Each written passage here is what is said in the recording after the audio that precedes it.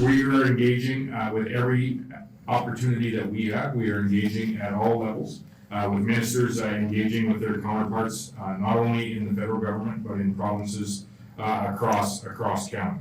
We have meetings planned with Chinese representatives for later this week, and we've been actively engaged on this issue since before even these tariffs were announced, and even prior to the tariffs on canola oil and meal, which were announced this spring.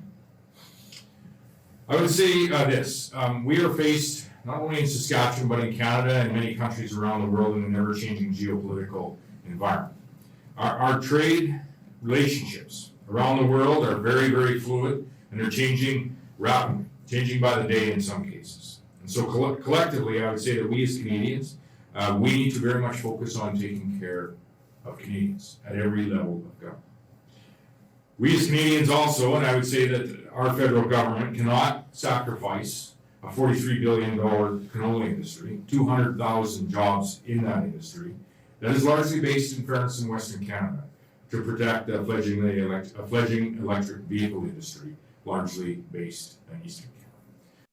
I will go to Michael first. Michael, I'm very grateful that Scott Moe pointed out the treatment of the steel industry and the automakers and even the forestry industry in comparison to the federal government's reaction to 200,000 jobs and a $43 to $45 billion made in Canada industry. It's really clear that they just don't care about the West as much as they do the East.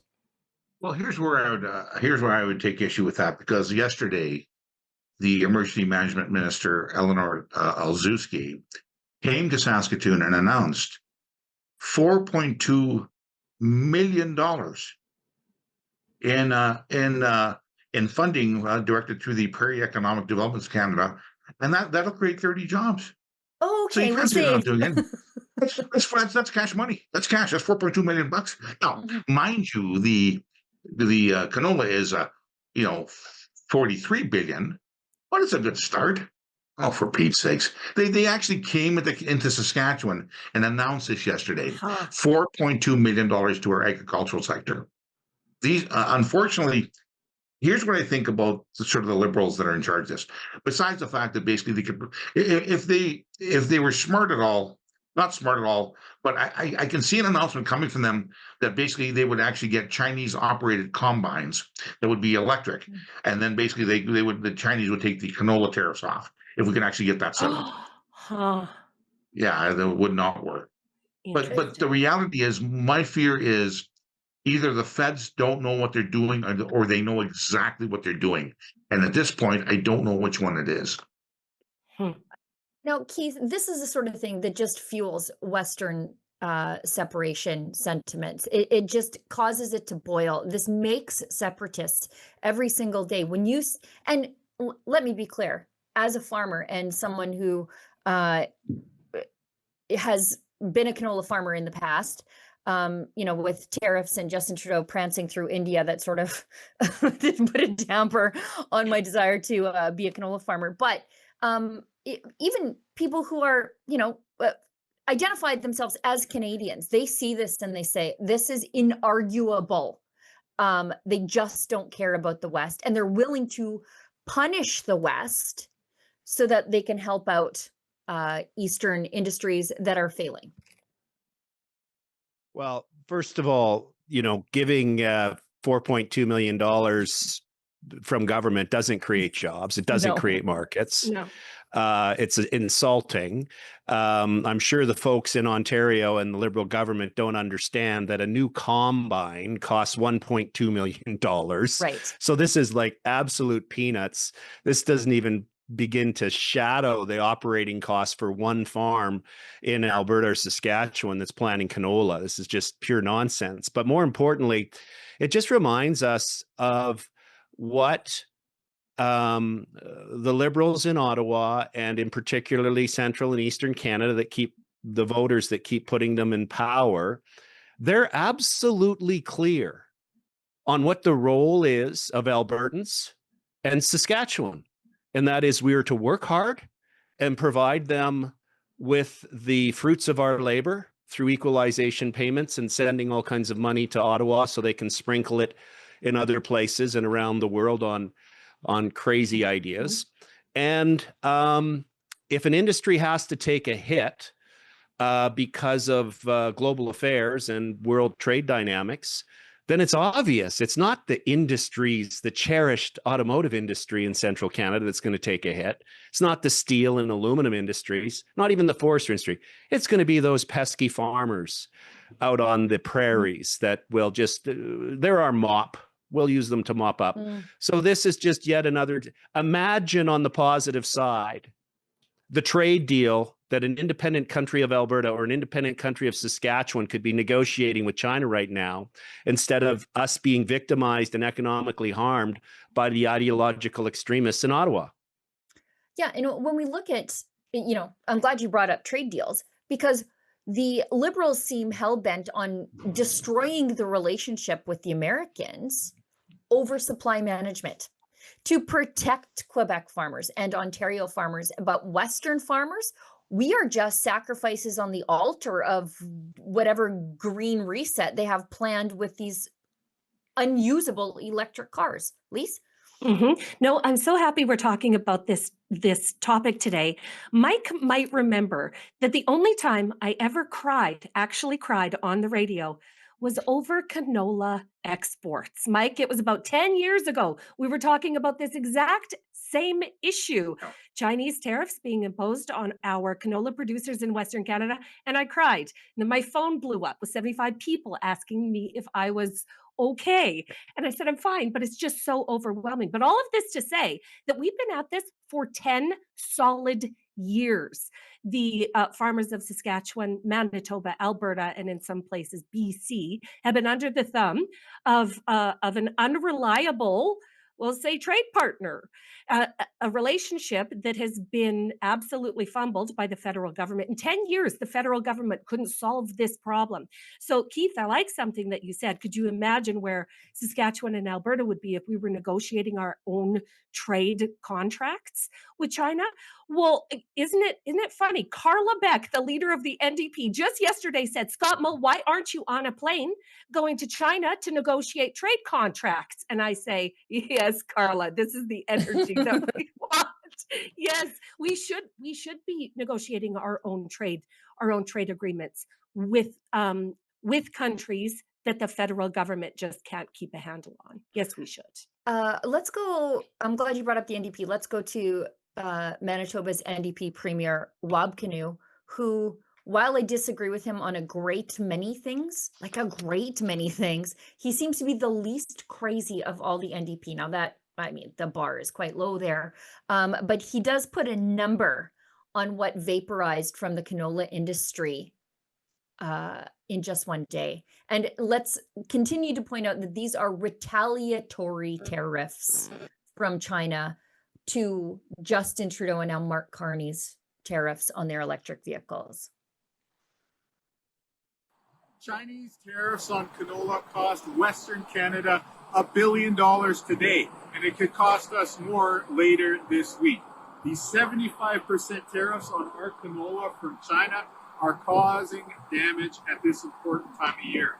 We've been standing up for farmers. Now we need to see the federal government offer that same sort of support that they've shown for steel and auto and lumber. Let's help our farmers. Let's help Canada.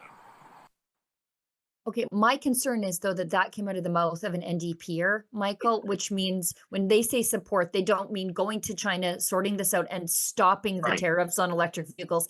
They mean handouts. And farmers don't want handouts. We want the federal government out of the way.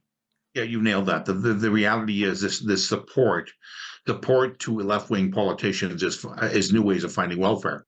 Right. Well, basically, some of the most independent people in the world are basically Saskatchewan, Alberta, Western Canadian farmers. They don't want handouts. They want somebody to go and fix the problem so they can do the work. And that's not happening here. And that's sort of the ethos of basically the East. It will make you happy. We'll placate you. We'll throw some more government money at you, and that'll make you happy. Well, that doesn't make anybody happy. And by the way, Mark Carney is he's got a kind of a weak schedule this week. There's one world leader he's speaking to, and that's Zelensky. He's not even talking to anybody basically in China. He's talking to Zelensky because Trump and Putin are actually trying to get this Ukrainian, basically this war over, and Carney's got to be in there because that's what that's what will give him some street cred amongst politicals in the world.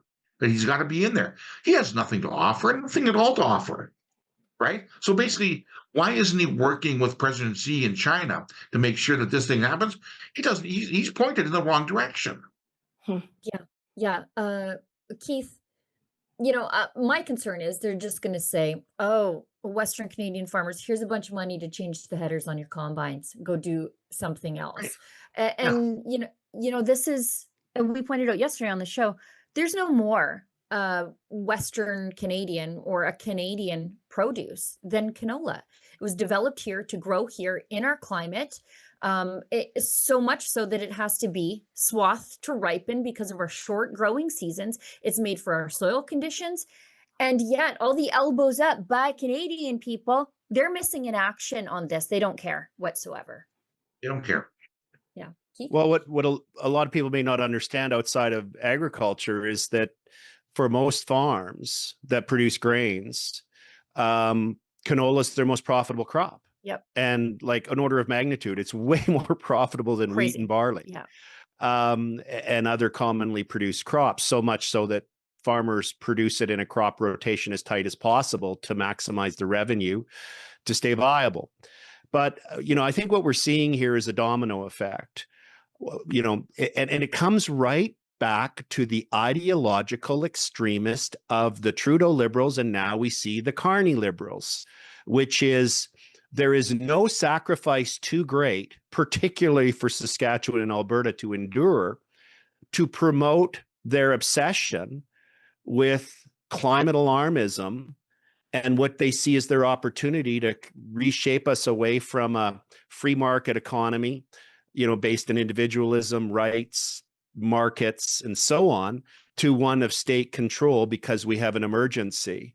The reason this canola situation is now upon us is directly related, as we've been talking about, to the EV mandate, which is a direct result of their obsession over their creation of a climate crisis. So, things aren't getting better. I wasn't sure when Carney was campaigning he was trying to portray himself as a pragmatist. Mm-hmm. And I thought maybe he's changed. Maybe he's not the Carney of the Book of Values, because it's pretty clear what that's about. It's the environmental socialism. But it's becoming increasingly clear. And, I'm not convinced. I'm increasingly suspicious that his antagonism of the United States, our closest and largest trading partner. People don't understand. I've done work with the agricultural industry trying to get access to foreign markets. And one of the huge liabilities we have is distance, shipping costs. The margins are so small that you can't compete once you land your product. So to have this massive market right beside us is so valuable. I'm wondering if he's doing the Venezuelan trick, Carney is, of antagonizing the relationship with the United States and to some extent others, so that it can mask and he can camouflage his economic failures. Say, we would be doing great if it wasn't for Orange Man bad. You know what? We saw that during the campaign. The Liberals couldn't campaign on their own record. Mark Carney couldn't campaign on his own record because the Liberals' record was his. And so they relied on Privy Council research that they only had access to, by the way, to craft a campaign of anti-Americanism. The whole elbows up thing was based on Privy Council research that only the Liberals had access to. And I think we're just seeing a continuation of that because we're in a housing crisis, we're in a healthcare crisis, we're in an inflation crisis, we're in a debt crisis, we're in a crime crisis. And the only thing the Liberals can point to is the Americans, because, I hope the Liberals find who's been in charge for the last 10 years that created all these problems. Lise? No, going back to Wab Kinew standing in a canola field, wasn't it Coulter Wall that said the devil wears a suit and tie? I'm Yeah, pretty man. sure.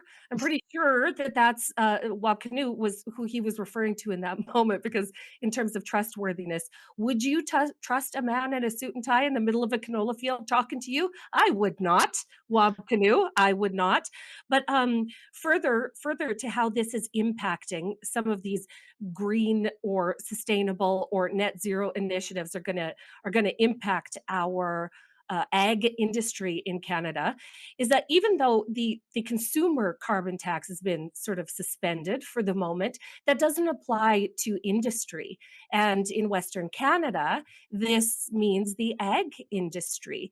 And we must not underestimate the naked contempt that Ottawa or Eastern elites have for our Western farmers. Okay, they don't care. They've shown us over and over again that they don't care, and there is no price too big to pay for them. It's true. It's absolutely true. So unless the feds immediately stand up for our Western ag producers, like they are for potential uranium development. Like, let me see that same energy that's going into excitement by the feds on uranium development in Saskatchewan for our ag producers, and then I'll start taking them seriously. But no, it looks like we're on our own in Western Canada. We're on our own. Yeah, and further to Wab Kinew pointing out that it's $1 billion in one day just vaporized from the industry, and nobody seems to have any sort of sense of urgency on it. Danielle Smith points out that China is Canada's second largest agricultural export market, worth $2.4 billion last year, and they take in nearly 70% of Alberta's canola. So this is particularly devastating for Alberta's farmers, just as they're about to swath.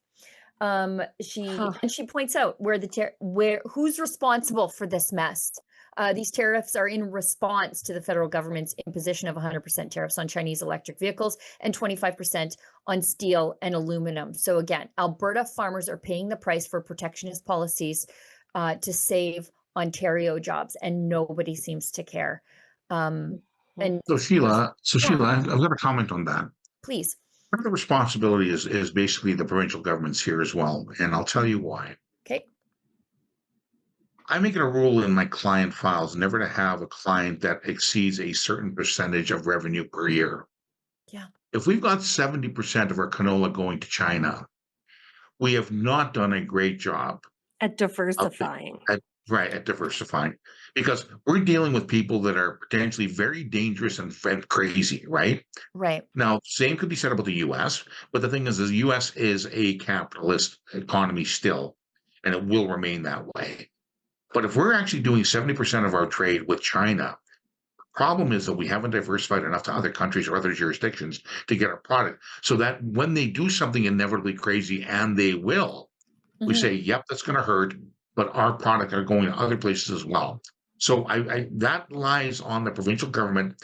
It lies also on the feds, and everything that you've said about the feds. And Keith, I think you're absolutely right on this idea that Carney does not know how to deal with Trump, and as long as he can make Trump Orange Man bad, that basically that's his entire political posturing. That's what it is. Unfortunately, things are going pretty well for the people in the States right now. And when will it be that Canadians actually catch on to the fact that they're doing okay there right now, right?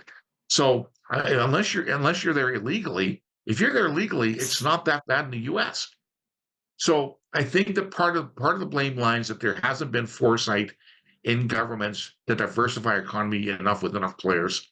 And of course, the majority of the blame lies with Carney, who doesn't seem like he's interested in fixing this at all. Yeah. Keith, go ahead.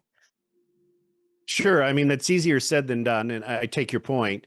But for example, in the European Union, they've put restrictions on what you're allowed to import in terms of canola and other grain products that are really not restrictions based on any substantive ground, but ones to prevent the method of production here in Alberta or in Canada from having access. So it's very difficult to get access to markets.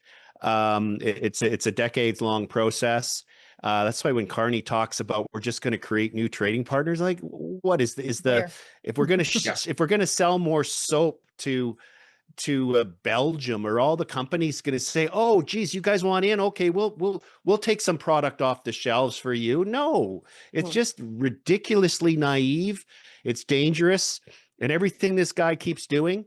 I've said to a few people recently that I think independence is going to actually happen, and there's going to be a really clear explanation as to why Alberta and Saskatchewan will become independent, and the answer will be Mark Carney. He is going to deliver independence. And I understand what you're saying about this taking decades. The Saskatchewan Party has been in power in Saskatchewan for 17 years, right? For the most part, the Conservatives, right, or the basically whatever the Conservatives are in Alberta right now, have been in power for the majority of the last 70 years. So the thing is, yep, you're right. You know, it's the old oak tree thing. You cut down an oak tree, the best time is to do it 25 years ago. The next best time is now.